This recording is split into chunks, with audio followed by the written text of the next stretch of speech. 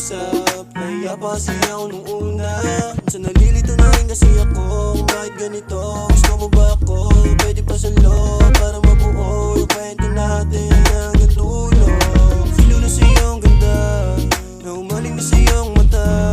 Pakiramdam ko kakaiba, gusto na talaga kita.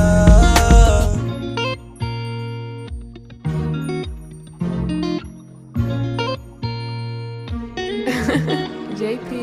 Di mapaliwanag ang aking nararamdaman pag dumadaan ka dito sa aking harapan.